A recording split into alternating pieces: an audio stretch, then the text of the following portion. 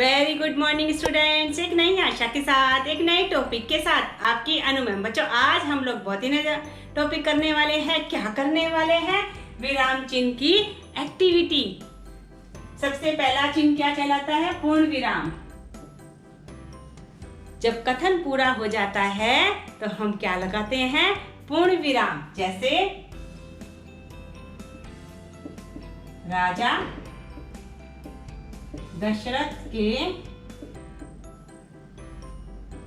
4 पुत्र थे।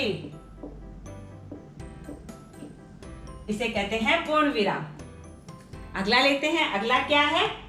अल्प विराम, जहां हमें थोड़ी थोड़ी दूर में रुकना होता है। जैसे बाग में चमेली,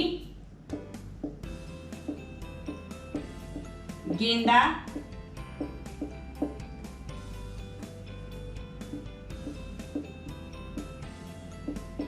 गुलाब और रजनीगंधा के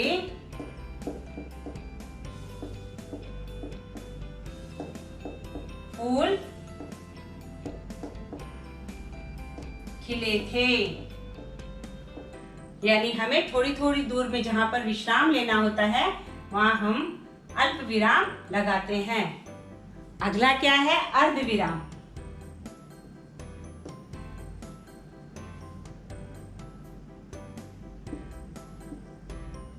पहले पढ़ाई करो,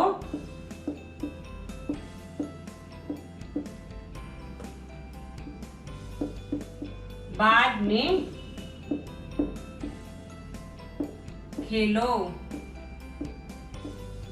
तो इस प्रकार से हमने यहाँ पर अर्ध विराम लिया। अर्ध विराम कैसे लगाते हैं? इस तरीके से अर्ध विराम लगाया जाता है। अब प्रश्नवाचक चिन्ह, इसमें क्या है? कैसे सेंटेंस बनाएंगे? राजा राम कितने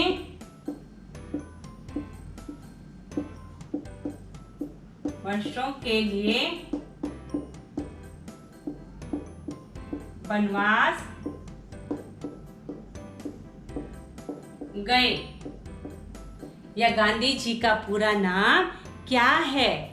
तो इस प्रकार से हम क्या लगाते हैं? प्रश्नवाचक चिन्ह। अगला लेते हैं 5वां। क्या है ये हमारा? विस्मय आदि बोधक चिन्ह, जिसमें हम भयभीत हो सकते हैं, घृणा हो सकती है, हमें आश्चर्यचकित हो सकते हैं, हम बहुत खुश हो सकते हैं। तो आश्चर्य, भय का और खुशी का, जैसे वाह,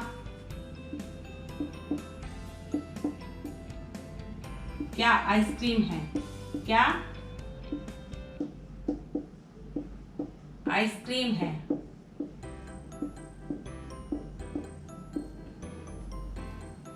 तो वाह हमने यहाँ पे लगाएंगे। हे भगवान हमारी रक्षा करो, अरे मोहन मेरी बात सुनो। तो इस प्रकार से हम विस्मय बोधक चिन्ह को यहाँ पर लगाते हैं। अगला लेते हैं। अगला क्या है? निर्देशक चिन्ह।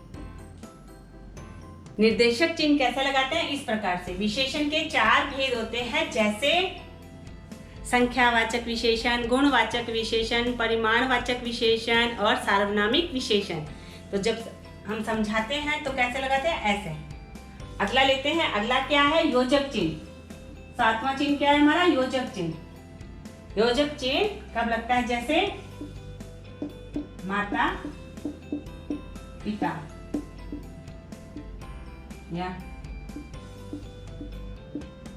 सुबह शाम, राम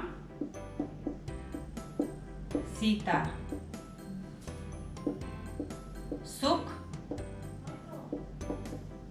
दुख, इस प्रकार से लगते हैं।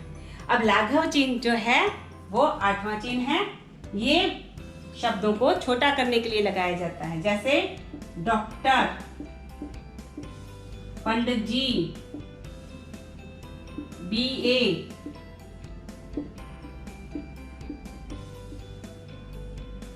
उदाहरण चिन्ह वाक्यों को ज्यों का त्यों लिखने के लिए लगाया जाता है। जैसे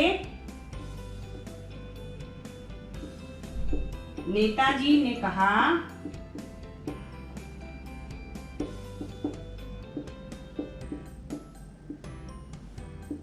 तुम मुझे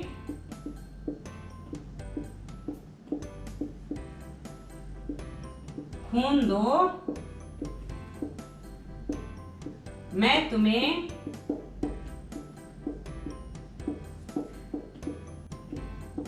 आजादी दूंगा। तो इस प्रकार से उदाहरण चिन्ह को जो वाक्यों को जो कहते हो लिखने के लिए हम ये उदाहरण चिन्ह लगाते हैं। नेताजी ने कहा, इस प्रकार से यहाँ पे उदाहरण चिन्ह लगाया और यहाँ पे लगाएंगे। माँ ने कहा कि पहले खाना खाओ फिर पढ़ाई करो। तो माता ने कहा कि, फिर हम लोग इस प्रकार से उदाहरण चिन्ह लगाएंगे और जब तक उनका वाक्य पूरा नहीं हो जाता है तब तक उदाहरण चिन्ह यहाँ पे क्लोज करेंगे। जब उनका वाक्य पूरा हो जाएगा, पढ़ाई करो। अगला लेते हैं उदाहरण चिन्ह इकहरा। इकहरा कब लगता है? जब हम किसी पुस्तक का नाम लिखते हैं या कवि की उपाधि का नाम लिखते हैं, जैसे राम धारी सिंह दिनकर। दिनकर उनको उपाधि मिली थी, इसलिए उनको यहाँ पे उपाधि पर हम इकहरा चिन्ह लगाते हैं। या तुलसीदास जी ने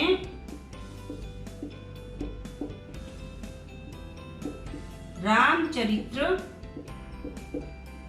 मानस की रचना की। तो इस प्रकार से हम इकहरा चिन्ह या तो पुस्तक के नाम पे लगाते हैं या फिर किसी कवि को जो उपाधि मिलती है वहां पे लगाते हैं।